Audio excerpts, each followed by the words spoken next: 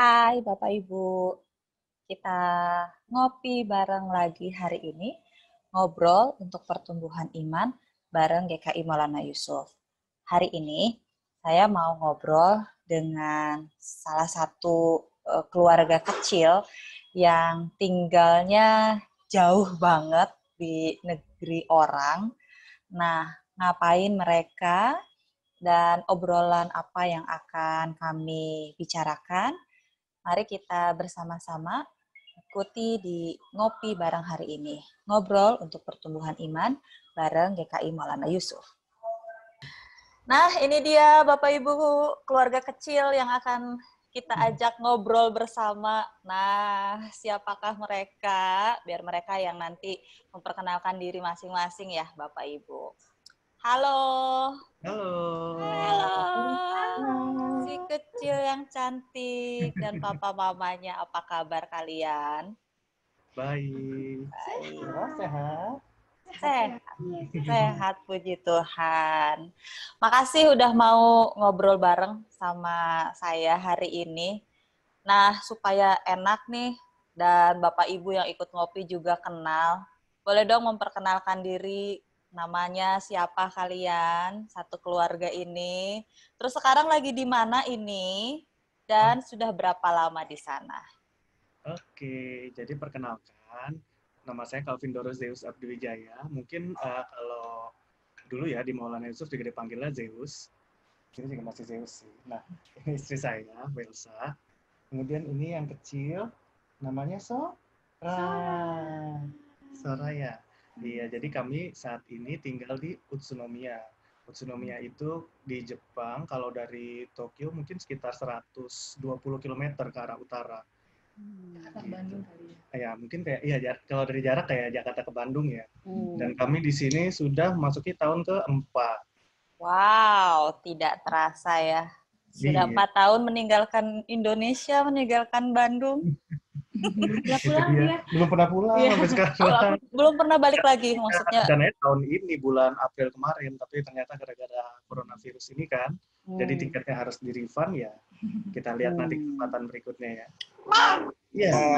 Wah, padahal Sora mau dikasih lihat kampung halaman papa mamahnya ya. Iya. Ternyata.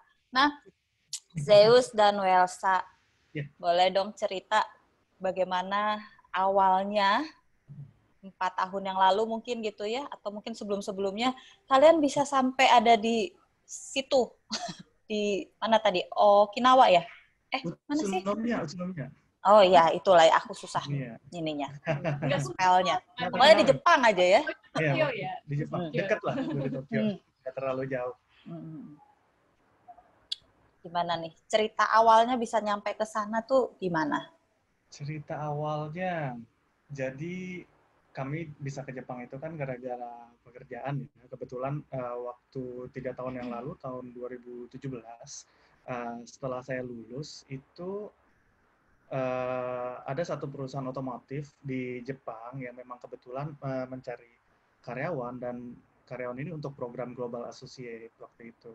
Nah, jadi sebetulnya yang unik adalah di proses penerimaan ini sebetulnya saya sudah terlambat. Jadi officialnya itu di websitenya itu tanggal untuk masukin aplikasinya saya sudah terlambat. Tapi karena kebetulan memang sebelum saya yang pergi ke perusahaan ini sudah ada beberapa orang Indonesia juga yang masuk. Dan saya nanya, masih bisa nggak sebenarnya masukin lagi? Oh bisa kok, cobain aja lagi gitu. Masukin, langsung kirim email. Dan ternyata setelah proses akhirnya dari Indonesia terpilihlah 2 orang yang berangkat ke sini. Seperti itu. Dari tahun 2017 bulan Oktober pertama kali sampai di Jepang. Kemudian Welsa karena waktu itu kan untuk bisa tinggal bersama di Jepang perlu ada pengurusan visa dan lain-lainnya. Jadi Februari ya baru kesini lagi ya. Februari tahun 2018 baru ditinggal bersama-sama. Dan waktu itu masih kondisinya saya di Tokyo masih, karena ada latihan bahasa dulu selama 5 bulan kan dari Oktober. Seperti itu. Nah, kalau yang kecil ini baru lahir tahun 2019, yes, Agustus. Jadi baru 1 tahun, belum lama ini, seperti itu. Wah, menarik sekali ya perjalanan ininya ya, lika-likunya.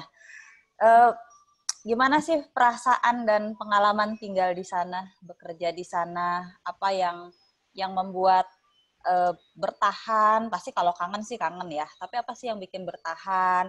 Terus menghadapi berbagai pergumulan, perbedaan-perbedaan di sana itu seperti apa? Jadi kalau di Jepang itu mungkin enaknya ya, eh, yang benar-benar baru kami rasakan sekarang-sekarang ini setelah Sora lahir itu adalah fasilitas untuk anak. Jadi kalau yang kita tahu Jepang itu kan kondisinya memang pertumbuhan penduduknya bisa dibilang sedikit. Jadi Jepang itu benar-benar memberikan fasilitas untuk orang yang mau melahirkan anak, yang mau punya anak gitu di Jepang. Jadi salah satunya adalah Sora ini sebagai anak yang lahir di Jepang, walaupun foreigner, dia dapat fasilitas untuk seluruh fasilitas kesehatan itu gratis. Jadi sejak dia lahir sampai nanti SD kalau nggak salah kelas 6 ya kalau nggak salah. Itu seluruh kalau misalnya butuh berobat gratis. Dan ada juga tunjangan-tunjangan dari pemerintah. Itu sih yang enak, yang lumayan berasa setelah tinggal di Jepang.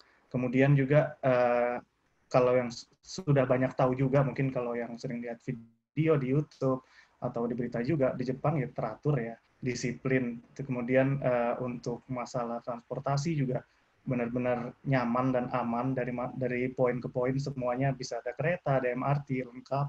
Kemudian kalau malam-malam mau jalan kaki juga jam berapa aja masih aman. HP jatuh hilang juga pasti ketemu, bisa dibilang kalau di sini luar biasa kalau soal keamanan. Ya, aku pernah soalnya satu tasnya balik semua HP, Satu tas hilang. dompet. Gitu. Seperti itu. Jadi Nah, boleh dibilang enak ya di sana. Maksud perasaannya tuh karena ngalamin yang enak-enak gitu ya. Ngalamin yang susah pun tetap aja jadi enak ya karena keamanannya terjamin gitu ya. yes, dukanya juga ada sih. Pasti lah, di mana-mana ya kayaknya. Ada suka, ada Suka dukanya. pasti ada dukanya. Mungkin jadi nggak bisa jadi suka duka dong kalau nggak berpasangan gitu kan. Jadi sebenarnya sih ya sama kayak yang tadi sudah disampaikan. Sebenarnya gini sih, pasti kita karena kita berada di kondisi kita dulu dari satu negara lalu pindah ke tempat negara lain. Sama aja sih kondisi saya kayak di pulau satu kayak di Indonesia, mungkin kayak saya dulu dari Sulawesi pergi ke Jawa, pasti kan ada hal-hal yang mungkin beda gitu dari tempat kita yang sebelumnya. Ya sama kayak di sini gitu. Jadi sambil kita menjalani, sambil kita belajar sih Kak gitu. Jadi kayak oh ternyata harusnya nggak kayak gitu ya. Kadang-kadang itu juga jadi nggak enak karena kita mungkin kita nggak tahu. Nah untuk orang sini mungkin itu jadinya nggak sopan. Padahal sebenarnya kita kayak oh kita nggak tahu loh gitu. Tapi kan kita nggak boleh jadiin excuse gitu kan. Karena kan memang kita kondisinya di sini adalah pendatang. Jadi memang kita yang harus belajar dan berbaur sama tempat ini gitu. Gitu sih. Lagi nggak? Sora gimana? Oh dia mah di orang sini ya. Kamu orang sini. Di sini ya. Beda. Sama enaknya tuh makanan sih Kak kalau aku. Iya, makanan ya. Iya. Tapi kan kamu masak. Jadinya tapi kan kalau maksudnya aku beda. jadi suami sih enak-enak aja.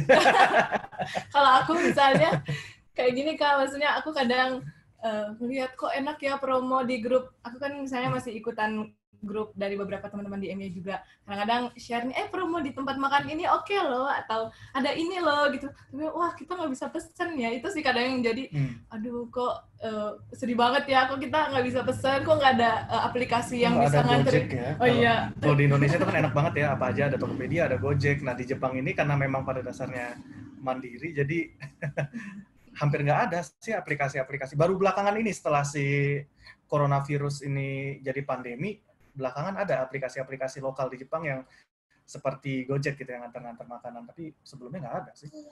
Jadi emang enak di Indonesia ya, untuk masalah makanan ya. Ya gitu. Ya itu Kak, kurang lebih. Sebagai orang Indonesia pasti senang, apalagi yang suka pedas. Nggak ada seblak gitu kan dulu kan. Kalau misalnya mau makan seblak Kak, tinggal pergi ke mana gitu, ke Balubur, dekat bawahnya banyak. Nah, kayak gitu. Di Bandung sih gitu.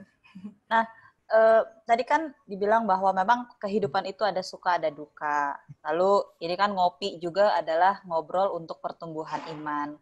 kira-kira ada nggak sih cerita yang kalian alami, pengalaman yang terjadi yang membuat kalian secara iman itu memang benar-benar ngalamin sebuah pertumbuhan begitu? Oke. Jadi pertama dari semua kesulitan itu memang yang paling sulit adalah bekerja di sini dari segi bahasa dan budaya yang benar-benar berbeda ya.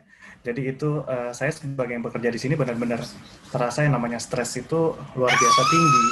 Karena kalau misalnya kita di Indonesia, kita bekerja, kita ada yang nggak suka, kita bisa langsung ngomong gitu, bahasanya sama. Kita bisa menyampaikan dengan jelas apa yang ingin kita sampaikan, unek-unek kita apa, kemudian yang kita nggak suka apa, jalan keluar seperti apa. Dan yang jadi masalah dengan lokasi di mana bahasa dan budayanya berbeda, kita nggak bisa secara langsung menyampaikan mungkin ini tuh saya nggak suka yang kayak gini, tapi mau nyari kata-katanya aja nggak ngerti gitu loh. Walaupun secara bahasa sudah belajar sekian lama juga karena saya bukan lahir di sini susah gitu. Mau nyampein, aduh akhirnya ya udah disimpan dalam hati, tapi kan kurang baik ya ketika disimpan dalam hati, yang ada adalah stres dan beberapa kali juga pengalaman pribadi saya bawa ke rumah, jadinya juga di rumah jadi bete gitu kan. Dan kemudian ada suatu saat saya menemukan bahwa nggak bisa kayak gini terus.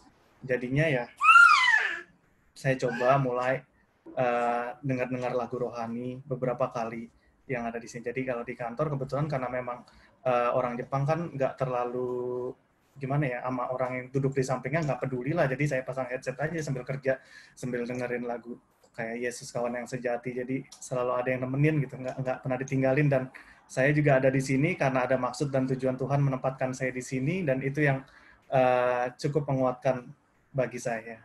Kalau kamu gimana sebagai ibu rumah tangga di sini? Sama sih Kak, lebih ke ini sih, ya itu salah satunya karena bahasanya kurang. Kalau Zeus mungkin karena dia lebih duluan dan ada apa ya, tiap hari bahasanya dipakai gitu. Kalau saya kan kebetulan tidak selamanya saya pakai bahasa Jepang, karena beberapa juga teman-teman Indonesia, istri-istri yang lainnya juga kan orang Indonesia, jadi kita bisa komunikasi dalam bahasa Indonesia. Paling kalau misalnya saya nganter saudara ke sekolah atau misalnya belanja atau mungkin melakukan hal yang di luar rumah, itu baru saya pakai. Cuman memang ya sedihnya ya kadang ya itu yang bikin kita nggak bisa lebih ngapa-ngapain gitu. Kayak misalnya kemarin saya mau ikutan nih, ada kayak acara di gereja, ada volunteer di gereja Jepang di sini, karena bahasanya terbatas, jadi saya tuh kayak nggak bisa ngomong-ngapain gitu. Mikir pasti selalu kayak ada membandingkan dengan apa yang dulu kita pernah lakukan saat kita misalnya saya di Bandung waktu itu kan, saya maksudnya cukup aktif waktu itu di gereja ya, dan pengen gitu melakukan sesuatu hal yang kita bisa menjadi pelayanan kita di gereja. Cuman karena ya itu bahasanya terbatas, akhirnya jadinya kita juga ya sedikit lah melakukan hal-halnya ya udah deh, mungkin gue nggak bisa ngelakuin lebih lagi, mungkin segini aja gitu, karena ya itu bahasa ya. Dan cenderungnya juga gini sih, kalau saya perhatikan di sini untuk gereja Jepang itu yang datang itu banyakan lebih ke orang tua gitu ya. Jadi mungkin cara berbicara orang tua dan yang sebaya itu kan agak berbeda. Jadi lebih baik kalau kata teman saya, kalau kita ke orang tua kan harusnya menggunakan bahasa-bahasa yang sopan. Sedangkan saya belajar bahasa yang percakapan sehari-hari. Jadi saya juga kayak ada takut gitu. Gimana ya nanti takut salah gitu, salah omong, salah. Kalau di sini kan kanjinya beda dikit aja udah beda arti gitu kan. Jadi kayak ya itu sih menjadi pergumulannya. Selain kendala bahasa, tantangan apa lagi sih yang kalian hadapi, kesulitan apa yang dihadapi, terus kalian mengatasi itu seperti apa? Jadi selain bahasa, mungkin yang paling sulit kedua adalah soal pertemanan ya. Jadi seperti yang tadi Elsa udah bilang, di sini orang Indonesia walaupun cukup banyak memang, karena Jepang sendiri kan mengadakan program sejenis exchange, jadi dari Indonesia yang ingin melakukan, kalau di sini bilangnya jishuse, tapi kalau dalam bahasa Indonesia itu bisa bilang kerja praktek lah ya. Jadi mereka ini dikirim ke sini untuk bekerja selama 3 tahun, kemudian nanti ke Indonesia diharapkan mungkin bisa bekerja di perusahaan Jepang lain yang ada di Indonesia, seperti itu. Nah ini cukup banyak. Nah selain itu juga ada juga karyawan-karyawan seperti biasa yang seperti karyawan tetap seperti saya gitu, ada beberapa teman-teman juga di sini. Nah tapi yang cukup menjadi masalah adalah karena ya kita hanya berada di bubble kita sendiri, kita hanya berada di lingkungan orang-orang Indonesia. Sementara ketika saya sendiri coba berapa kali keluar dan membuat teman dengan iya, Sora juga ya, mencoba berteman dengan orang-orang Jepang, orang-orang lokal di sini, itu cukup sulit. Lagi-lagi terbentur di masalah bahasa dan budaya, karena bahasa Jepang itu tidak seperti bahasa Indonesia atau bahasa Inggris yang ketika tersampaikan maksudnya sudah tersampaikan, tapi bahasa Jepang itu pada intinya konteksnya. Jadi kita harus mengerti dulu konteksnya seperti apa cara berkomunikasinya, baru kita bisa menyampaikan dengan baik gitu. Masalah kata-kata atau grammarnya itu masalah kedua gitu. Yang penting kita harus tahu dulu konteksnya kita berbicara seperti apa, dengan siapa kita berbicara, dan itu hal yang tidak dipelajari secara maksudnya dari buku gitu ya. Jadi harus hidup di sini dulu berapa tahun baru kita benar-benar tahu, oh kayak gini loh cara berkomunikasinya, oh cara gini loh. Dan oleh karena itu juga makanya sampai sekarang udah 3 tahun di sini masih belum punya juga teman orang Jepang, karena ya itu dia susah. Ya, teman yang dekat kali ya, yang maksudnya bisa kayak di Indonesia kan kita ada beberapa tuh yang dekat gitu. Kalau di sini memang kayaknya ya kalau itu misalnya orang-orang Jepang itu lebih ke kayak ya urusan secara misalnya di kantor ya, relasinya ya teman di kantor gitu, atau teman kuliah ya teman kuliah gitu sih. Kalau saya sendiri sih tantangannya lebih ke mungkin karena sejak saya sejak waktu hamil sih Kak gitu. Waktu itu juga ya tadi kembali lagi saya hamil, biasanya kan orang hamil tuh aduh kok ngidam gitu, itu kayaknya nggak berlaku gitu kalau untuk saya karena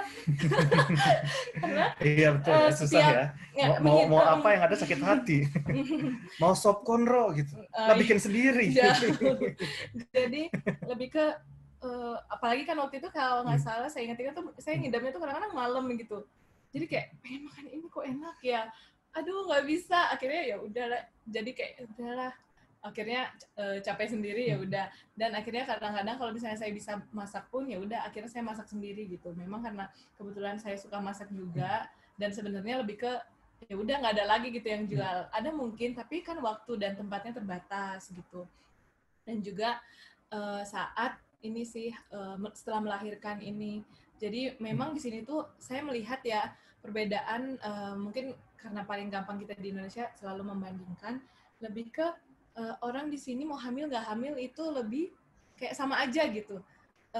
Kondisinya hanya dia cuma dikasih kayak ada pin gitu, menyatakan bahwa kita hamil. Jadi kita pakai itu biasanya digantung di tas selama kita hamil. Nah itu tuh akan memperlihatkan bahwa kita lagi hamil. Cuma biasanya itu hanya digunakan untuk biasanya kalau kita di bis atau mau parkir atau ya kayak gitu, tapi selebihnya itu sama aja kayak gitu. Bahkan waktu saya hamil kayaknya saya sempat masih naik sepeda gitu kemana, teman saya juga gitu, dia hamil 8 bulan dia masih naik sepeda, jadi padahal kan kalau di Indonesia itu ya karena di Indonesia itu kayak wah apa-apa pasti udah hamil, duh Bumil kamu jangan ini gitu, itu kayak kok temanku, aku kan ngelihat waktu itu temanku waktu hamil gitu kan, waktu di kantor kita pasti duduknya di sini aja tuh, jangan makan ini jangan makan itu gitu kan. Nah seakan-akan kalau kayak gitu tuh tidak berlaku di sini, dan kebetulan kan ini adalah pengalaman pertama saya sebagai wanita hamil, dan saya nggak pernah expect itu akan terjadi di sini gitu. Cuman bersyukur dengan hal yang saya ambil dari situ adalah ternyata tanpa kita diperlakukan secara eksklusif pun itu ternyata kita bisa kok gitu. Jadi ya puji Tuhan saya bisa melalui itu sampai melahirkan, dan ya itu setelah melahirkan pun juga sama, kita harus apa-apa urus sendiri. Jadi saya kebetulan waktu itu mertua saya datang di sini pada saat saya lahir, tapi sebelum saya keluar dari rumah sakit itu sudah pulang karena kan memang kebetulan tiketnya sudah dipesan untuk PP dan waktu itu juga ada adik kami lagi wisuda, jadi kebetulan harus Nggak bisa menghadiri lama-lama itu. ya. Nah, dan jenjang setelah itu orang tua saya datang. Namun itu kayak ada beda 2 minggu kalau nggak salah. Nah itu benar-benar saya pulang dari rumah sakit, kita cuma kayak sendiri berdua aja gitu. Saya juga nggak ada cuti khusus ya, jadi kita juga langsung kerja lagi, ngantor lagi. Kita benar-benar kita begini amat ya, sempat mikir gitu, begini amat ya lahiran kok kalau di Indonesia tuh kayak orang heboh gitu ya. Terus kalau kita pulang keluar dari rumah sakit udah naik mobil udah duduk aja terus pulang gitu kan, pas nyampe rumah kayak ya udah sedih berdua banget. aja. Dia cuma bertiga dong kan. Oh iya, bertiga ya aja gitu, kayak temanku pun mengalami hal yang sama. Jadi kebetulan karena temanku ada dua orang yang sudah melahirkan sebelumnya di dekat sini, jadi cukup terbantu sih sama mereka gitu untuk nanya-nanya, karena kan kadang-kadang kita di Indonesia pun untuk kehamilan yang pertama kali itu pasti kan kita nggak tahu apa-apa, apalagi hamil pertama kali tapi di luar negeri. Jadi kita benar-benar nggak tahu, dan pakem-pakemnya tuh beda. Saya waktu itu sempet kayak kena tegur sama suster nih, saya datang, kok kamu nggak pakai kaos kaki sih, harusnya tuh pakai gitu kan. Maksudnya hal yang sebenarnya kita anggap sepele di sini tuh sebenarnya penting gitu kalau untuk di sini, karena kaos kaki itu ya kalau di Indonesia nggak apa-apa karena mungkin iklimnya beda ya, tapi di sini tuh penting, mau musim panas kalau hamil itu harus pakai kaos kaki gitu. Jadi benar-benar dari yang paling kecil kita bisa belajar sih Kak, sampai yang paling besar gitu.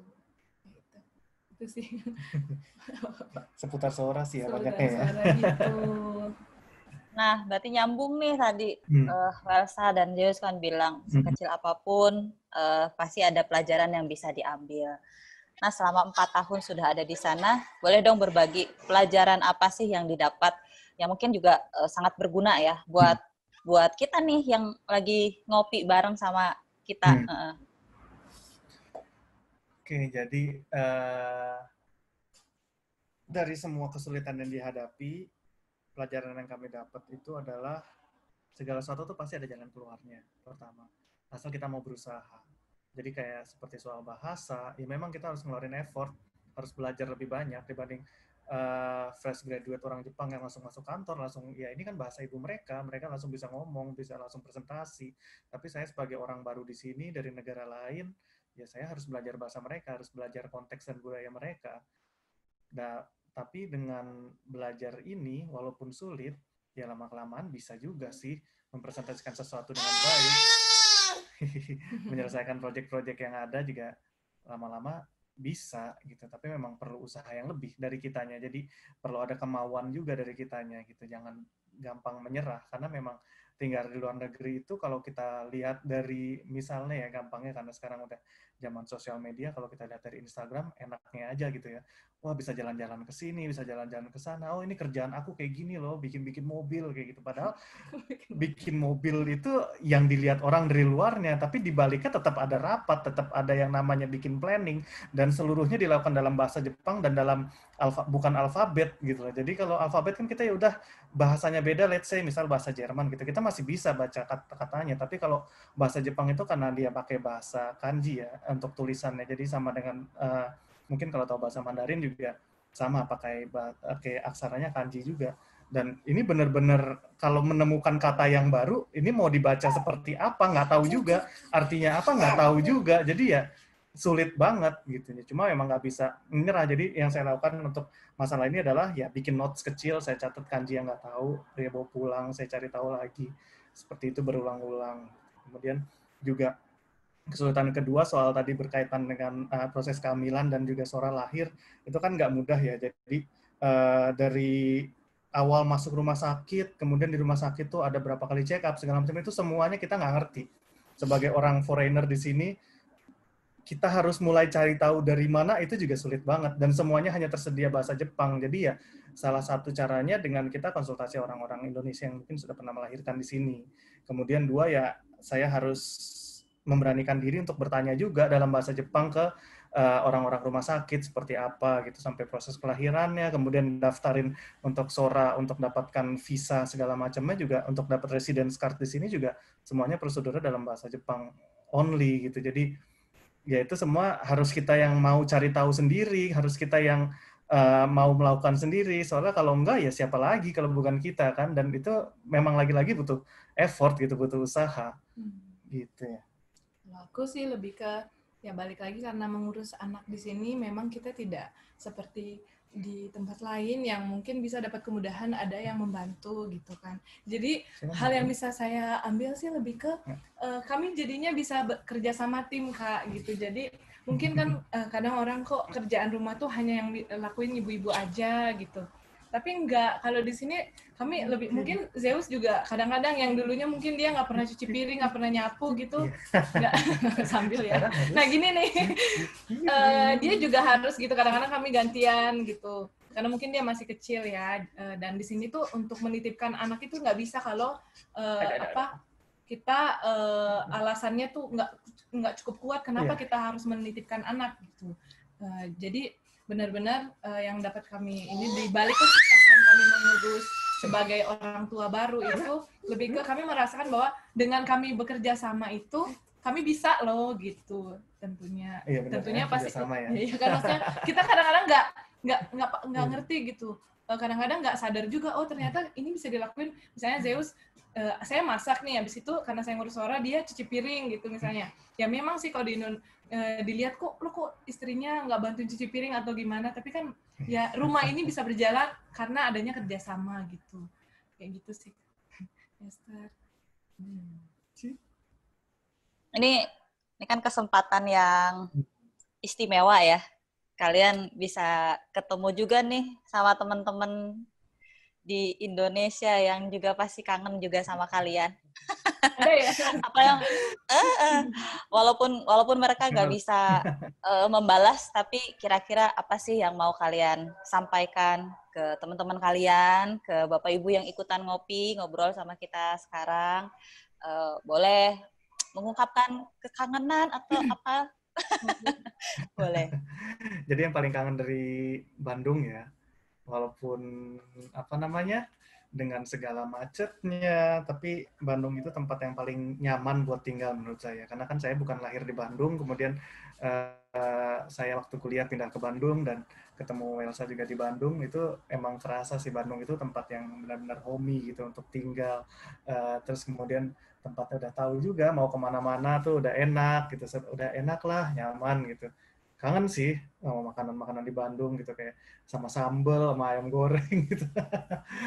Makanan sih ya kurang lebih. Kemudian sama teman-teman juga gitu kan ya. Walaupun sekarang juga yang di Maulana Yusuf mungkin juga udah banyak yang ke Jakarta juga atau mungkin ke tempat-tempat lain juga gitu. Tapi zaman dulu kan juga saya melayani di multimedia juga kan. Mungkin beberapa sebagian besar multimedia kayaknya masih di Maulana Yusuf ya. Ya seneng sih ngumpul-ngumpul, ada ngobrol-ngobrol gitu, misalnya sama Jeff gitu, kita kan ada teman yang dekat yang bisa ngobrolin satu hal sampai dalam gitu. Nah di sini karena kebetulan belum ketemu sih ya yang punya satu hobi sama yang bisa jadi dekat gitu, karena belum ketemu sih di situ ya. Itu sih yang dirindukan salah satunya di Maulana Yusuf, seperti itu. Kalau aku banyak ya, kalau bilang Bandung itu karena dulu saya karena kuliah di sana, sehingga hampir setengah dari waktu saya itu pasti di MY, apalagi akhir-akhir gitu kan, pasti kayak tahu itu. Terus tiba-tiba ya maksudnya jadi kadang-kadang memang saya pasti kok kangen banget ya bisa kayak dulu gitu, abis rapat sama pemuda pergi nih ke Gempol gitu kan, terus tiba-tiba ya udah aku bikin roti gempol gitu di sini dengan ya seingatnya aja gitu apa aja sih yang ada dalam situ. Ya itu sih rindu dengan Kak Esther juga, dengan pendeta-pendetanya tuh, aduh, pendetanya tuh pasti kita pas saya datang di sini kok pendetanya ini ya nggak kayak yang di MY ya gitu kan, harusnya kita nggak boleh kayak gitu ya sebenarnya, tapi pasti kan karena sudah sering bergaul gitu akhirnya kayak kok kangen gitu. Sama ini lebih ke karyawan-karyawan MY juga, aduh kangen. Aku suka di pos satpam soalnya, biasanya sebelum pulang pasti selalu checkpoint gitu. Terus siapa yang nggak kenal Elsa? banyak yang nggak kena. Terus makan di seberang gitu kan, di sate. Iya, sate. Iya gitu.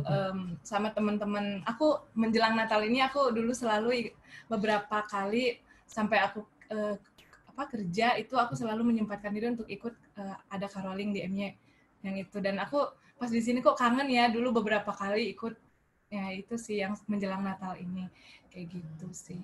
Dan ya pasti banyak lah kalau diungkapin nanti bisa sampai ini nih. Zaman-zaman pelayanan apa namanya yang buka bareng lah segala macam, terus pasang-pasang plastik sampah.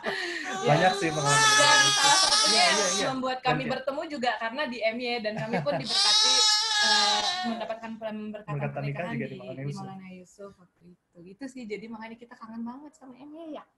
Semoga nanti ada kesempatan ternyata kita bisa pulang kembali ke sana dan bisa pelayanan di sana ya. Gitu. Iya, amin. Terakhir nih, mau menyapa siapakah lewat ngopi ini? Boleh? Gitu ya. Ya harus person atau gimana? Ya, enggak juga sih, tapi mungkin ada yang mau disampaikan gitu. Mungkin ininya sharing aja karena ini kan kita ngopi, maksudnya sharing gitu ya. Lebih ke kalau kami sendiri kan dulu saya waktu di MY itu seneng nyanyi ikutan SL dan paduan suara, dan biasanya dari lagu itu biasanya pasti selalu ada beberapa lagu yang saya suka, dan menurut saya mungkin saya sering belajar firman Tuhan dari dalam lagu, karena biasanya kalau lagu itu karena kita sering nyanyiin jadi kita bisa mengulang-ulang gitu. Nah, ada lagu yang saya paling suka itu dari Salmon Patti, namanya Dia Hanya Sejauh Doa. Jadi dan itu tuh benar-benar berlaku, maksudnya bukan berlaku ya, saya terapkan di dalam kehidupan saya, terutama pada saat kami berada di sini gitu. Ketika kita jauh dari Tuhan, kita merasa jauh, ternyata gue kok selama ini jauh dari Tuhan itu ternyata gue karena jarang berdoa. Kita rasakan, dan juga kayak aduh jauh dari orang tua, jauh dari teman-teman dekat gitu, jauh dari mungkin kalau ada yang pacaran, jadi jauh nih dari pacar aku gitu kan. Nah itu dengan kita mendoakan, dengan kita membawa mereka di dalam doa, semakin kita sering menyebut namanya di dalam doa itu jadi kayak lebih dekat gitu Kak. Bahkan musuh atau kayak orang yang kita nggak musuh tuh kesannya kayak apa banget ya, orang yang mungkin kita ada pernah berantem atau nggak suka gitu, kita sering doain nih, lama-lama kita kok bisa melihat sesuatu yang baik ya dari dia, karena sering disebut maka makin kangen gitu kan. Sama juga kayak kalau kita suka nih sama orang, semakin disebut dalam doa, ya kiranya Tuhan membukakan hatinya gitu. Kalau bukan ya udahlah Tuhan bukain yang lain gitu kan. Bahkan akhirnya dibukakan. Oh kamu yang berdoa berarti ya. Aduh ini jadinya gitu. Sama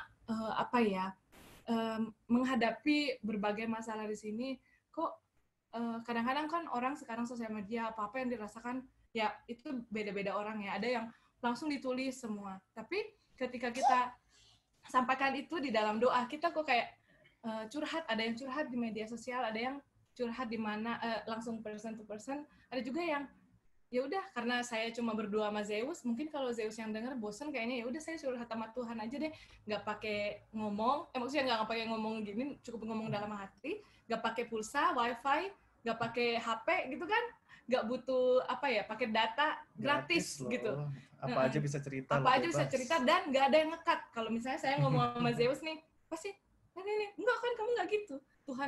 Tuhan tuh cuma mendengarkan, dan dengan caranya dia akan menjawab semuanya. Itu sih yang benar-benar kayak aku dulu berdoa untuk Sora, dapat Sora gitu. Berdoa untuk pasangan, kiranya Tuhan memberikan pasangan yang tepat gitu. Ya kan mungkin Kak Esther tahu bagaimana lika-liku. Ya gitu, maksudnya apapun yang kita hadapi pasti selalu ada jalan keluarnya asal kita mau berusaha dan berdoa gitu. Aduh ini nih berdoa juga nih dalam mengurus ini nih. Semoga diberikan kesabaran para ibu-ibu di luar sana, ibu-ibu muda kan sekarang banyak ya di MY. Ya pasti susah banget mengurus anak itu, pasti susah. Jadi saya juga merasakan kok dulu saya ke mama saya dulu disuruh ini nggak mau gitu, atau mungkin orang tua papa atau yang lainnya. Setelah saya menjadi orang tua kayak saya merasa bersalah banget gitu kalau misalnya Mama saya cuma minta tolong ini kok, saya nanti bentar gitu. Sejak menjadi orang tua, ternyata menjadi orang tua itu tidak mudah gitu. Jadi benar-benar kita belajar, saya belajar lebih menghargai orang, terutama orang tua ya, ibu-ibu kayak gitu. Sama ini sih yang kan biasanya banyak nih yang tentang mom shaming gitu kan. Nah, itu saya lebih sadar di sini betapa beratnya menjadi seorang ibu. Jangan ditambahkan lagi dengan cara mengoreksi mereka dengan melalui apa yang mereka lakukan ke anaknya, karena setiap orang pasti kan punya cara mendidik anak masing-masing. Ya tentunya maksudnya dengan budayanya mereka atau dengan seperti katakan karena kita orang percaya, orang yang maksudnya orang Kristen, jadi kita tentunya mendidik sesuai dengan ya culture-nya kita gitu sebagai orang percaya gitu sih. Nah, semoga melalui ini kita bisa dapat jemaat sekalian dapat sesuatu yang bisa membuat kehidupan kita ini lebih mudah lah gitu. Jangan jangan gampang menyusahkan orang lain melalui perkataan kita, karena sekarang itu penting banget gitu. Saya melihat mungkin kita jauh, tapi dengan ketikan kita aja itu bisa membuat orang tuh bisa sakit hati atau mungkin mengalami kayak kurang pede, jadinya nggak ya gitu loh, mematahkan semangat orang lain kayak gitu sih. Tuh ya, sore canggah. Mau main aja kan. Oh, kalau Sora? Sora ada yang mau disampaikan? Sora? Aduh, lucu sekali Sora ini ya. Oh ya? Oh ya, katanya. Oh, iya. Sora kawaii ya. Aku kawaii. Kawaii katanya. Saya kawaii. Arigato. Iya. Aduh, thank you banget nih ya. Ya. Thank you banget Zeus dan Welsa dan juga Sora buat sharing-sharingnya, benar-benar membuka wawasan kita gitu ya, membuka wawasan bahwa ternyata hidup di negara orang itu punya tantangan dan pergumulannya tersendiri. Tapi tadi Welsa menekankan betapa doa itu menjadi satu sarana komunikasi ya, baik dengan yang kelihatan maupun terutama yang tidak terlihat, dalam hal ini Tuhan gitu ya. Thank you banget nih buat sharing-sharingnya. Iya, sukses ya Zeus untuk pekerjaannya. Welsa juga ya, sehat-sehat ya. Sora juga ya, jadi anak baik ya, takut akan Tuhan. Iya ya. Sekolah minggu, kalau di sana ada sekolah minggu gitu gak sih? Cuman lagi pandemi gini jadi online. Online, oh ada juga ya. Ada gereja Indonesia sih kebetulan di sini. Oke, siapa tahu nanti aku bisa pelayanan ya ke sana. Kemarin banyak loh dari Bandung jadi gitu? Bener-bener. Mungkin kayaknya ini ya kapan-kapan dari IM-nya dong. Saya dari kemarin Guntur ada. Oh, oke. Siapa aku lupa namanya, tapi dari Guntur ada. Oke. Di GI 3 Tokyo. Gitu. Sip, sukses selalu ya. Masih. Bapak, Ibu, dan saudara, demikianlah sapaan ngopi dari kami, ngobrol untuk pertumbuhan iman. Semoga apa yang disampaikan membuat kita tercerahkan dan terinspirasi. Selamat melanjutkan aktivitas kembali di hari ini. Tuhan Yesus memberkati.